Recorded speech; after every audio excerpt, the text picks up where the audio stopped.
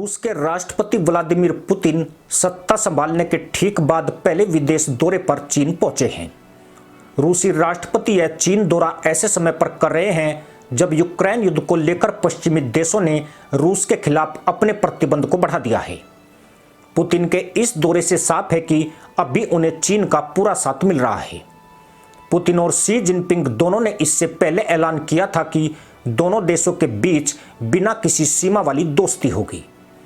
दोनों नेता भले यह दिखाने की कोशिश कर रहे हैं कि उनकी दोस्ती अटूट है, लेकिन रूस और चीन के बीच सीमा पर विवाद बढ़ रहा है। कहा जाता है कि चीन की नज़र अब रूस के व्लादिवोस्तोक इलाके पर है, जो कभी चीन का हिस्सा था। इस इलाके में चीन का प्रभाव बढ़ता जा रहा है और इससे निपटने के लिए रूस ने भारत से मदद मांगी है। यूक्रेन युद्ध के बाद रूस और चीन के बीच व्यापार रिकॉर्ड स्तर पर पहुंचता दिख रहा है। चीन जमकर तेल और गैस रूस से खरीद रहा है और इसके बदले में उसे मशीनरी तथा अन्य सामानों की आपूर्ति कर रहा है। अभी पश्चिमी देशों ने इन सामानों की आपूर्ति रोक दी है। कहा जाता है कि चीन रूस के साथ अभी इसलिए मदद कर रहा है ताकि अगर वह ताइवान पर कार्रवाई करे तो उसे मॉस्को का साथ मिल सके। चीन का इरादा रूसी जमीन पर भी कब्जे का है, लेकिन इससे पहले उसके निशाने पर भारत, फिलीपींस और जापान जैसे देश हैं। रूस और चीन में भले यह दोस्ती बढ़ रही है, लेकिन अभी कुछ साल पहले तक रूसी सेना चीन के हमले के खौफ में जी रही थी। पिछले दिनों रूसी सेना के एक दस्तावेज से खुलासा हुआ था कि उसने साल 2008 से लेकर 2014 तक युद्धाभ्यास किया था। इस अभ्यास के दौरान रूसी सेना ने चीन की ओर से पैदा की गई अशांति से निपटने की प्रैक्टिस की थी। रूसी सेना का मानना था कि चीन ने प्रदर्शनकारियों को पैसा दिया है और रूस के सुदूर पूर्व के इलाके में हमले करवा रहा है, जहां पर रूसी आबादी कम है। चीनी खतरे पर यह दस्तावेज खुद रूसी सैन्य अफसरों ने ही लिखा था। रूसी सेना के इस अभ्यास के दौरान आशंका जताई गई थी कि रूस के फार ईस्ट इलाके में जनता ने हिंसक प्रदर्शन शुरू कर दिया है और सुरक्षा कर्मियों के साथ संघर्ष कर रहे हैं। इस दौरान तस्कर हथियार लेकर आते हैं ताकि पुलिस स्टेशनों और सेना के ठिकानों पर हमला किया जा सके। तनाव जब चरम पर पहुंच जाता है तो चीन अपने हथियारों के उत्पादन को बढ़ा देगा और इसे सीमा पर तैनात कर देगा। इसके बाद चीन रूस पर आरोप लगाएगा कि वह नरसंहार कर रहा है। चीन भले ही रूस के साथ दोस्ती का दावा कर रहा है, लेकिन 14 फरवरी 2023 को चीन के प्राकृतिक संसाधन मंत्रालय ने अपने विश्व के एक नए नक्शे को जारी किया था। चीन ने इस नक्शे में रूस के 8 शहरों और इलाकों का नाम चीनी भाषा में रखा था। इन इलाकों को रूसी साम्राज्य ने 19वीं सदी के अंतिम दिनों और 20वीं सदी के शुरुआती वर्षों में अपने कब्जे में ले लिया था। चीन ने रूस के व्लादिवोस्तोक शहर का नाम हेसनवेई रखा है। सखालिन द्वीप को कियोदाओ बुलाना शुरू कर दिया है। चीन ने रूसी नहीं भारत के भी 66 शहरों का चीनी नाम रख दिया है। इनमें अरुणाचल प्रदेश भी शामिल है। चीन का यही खतरा रूस और भारत को करीब लेकर आया है। रूस ने भारत को व्लादिवोस्तोक में निवेश के लिए आमंत्रित किया है। इस रूसी शहर के पास भारत एक सैटेलाइट शहर बसा रहा है। भारत ने चेन्नई को व्लादिवोस्तोक से जोड़ने के लिए एक मैरीटाइम कॉरिडोर बनाया है और व्यापार भी शुरू हो गया है। रूस की कोशिश है कि भारत की मदद से इस फॉर-ईस्ट इलाके में चीनी प्रभाव को कम किया जा सके।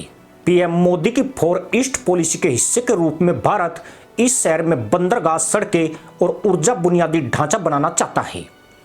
रूस को भारत का जिगरी यार कहा जाता है। वैश्विक स्तर पर जब भी कोई मामला फंसता है, दोनों देश एक दूसरे का साथ देते हैं, मगर रूस भारत की दोस्ती के बीच चीन की एंट्री सही नहीं मानी जा रही है। चीन एक दुष्ट और धोखेबाज देश है। ड्रैगन से दोस्ती या दुश्मनी दोनों ही नुकसानदायक है। इसके बावजूद भी पुतिन चीन की यात्रा पर हैं। दरअसल फरवरी 2022 में यूक्रेन पर मॉस्को के हमले के बाद से रूस आर्थिक रूप से चीन पर अधिक निर्भर हो गया है और इन परिस्थितियों के बीच ही पुतिन की यह यात्रा हो रही है। यहाँ ध्यान देने वाली बात है कि यह व्लादिमीर पुतिन का 5वां कार्यकाल शुरू होने के बाद उनकी पहली विदेश यात्रा है। यानी रूस किस कदर चीन को तरजीह दे रहा है, उनकी इस यात्रा से ही समझ में आ रहा है। पुतिन चाहते तो अपनी पहली यात्रा में भारत या फिर किसी और देश को भी चुन सकते थे, मगर अभी जिस तरह के वैश्विक हालात हैं और यूक्रेन युद्ध से जो स्थितियां उत्पन्न हुई है, इस लिहाज से रूस के लिए चीन की यह यात्रा ज्यादा मुफीद है। साधारण शब्दों में कहे तो रूस के लिए चीन की दुम पकड़ना मजबूरी बन गई है। भारत तटस्थ देश की भूमिका में है, लेकिन चीन वो चालू देश है, जहां उसे फायदा दिखता है वहां वो गोबर भी चाट सकता है। चीन जानता है कि इस वक्त रूस पश्चिमी शक्तियों को अपनी ताकत दिखाने के लिए चीन पर ही निर्भर है। ऐसे में चीन उसके लिए दोस्ती के गीत बजा रहा है, ताकि कल वे ताइवान पर हमला करे तो रूस भी उसके साथ खड़ा हो सके। यही वजह है कि चीन ने रूस का बीते कुछ समय से साथ दिया है। बीजिंग ने यूक्रेन युद्ध में राजनीतिक रूप से रूस का समर्थन किया है। भले ही चीन सीधे तौर पर रूस को हथियार का निर्यात नहीं कर रहा है, मगर वह रूस के युद्ध के प्रयासों में योगदान के रूप में मशीन कल पुर्जे, इलेक्ट्रॉनिक्स और अन्य वस्तुओं का निर्यात जारी रखे हुए है। इससे चीन को काफी आर्थिक लाभ भी मिला है। चीन ने रूस यूक्रेन युद्ध में खुद को तटस्थ दिखाने की कोशिश की है, मगर अमेरिका समेत पश्चिमी देश जानते हैं कि यह केवल दिखावे तक ही सीमित है। पुतिन की यह यात्रा ऐसे वक्त में हो रही है जब यूक्रेन युद्ध की वजह से चीन पर अमेरिका और यूरोपीय यूनियन देशों की तरफ से दबाव है कि वह खुद को मॉस्को से दूर रखे। पुतिन की इस यात्रा से चीन पर भी दोस्ती कायम रखने का दबाव बनेगा। यहाँ यह भी ध्यान देने वाली बात है कि यूक्रेन युद्ध के दौरान चीन रूस के तेल और गैस का सबसे बड़ा लाभार्थी बन गया है। पुतिन पिछले साल अक्टूबर में भी चीन की यात्रा पर गए थे, जब जिनपिंग यूरोपीय यूनियन, फ्रांस, हंगरी और सर्बिया की यात्रा करके लौटे थे। पुतिन चाहते हैं कि चीन की मदद से रूस की अर्थव्यवस्था पटरी पर आ जाए और चीन मॉस्को में अधिक से अधिक इन्वेस्ट करे। पर हकीकत यह है कि चीन रूस के लिए नहीं, अपने फायदे के लिए उसे चारा डाल रहा है।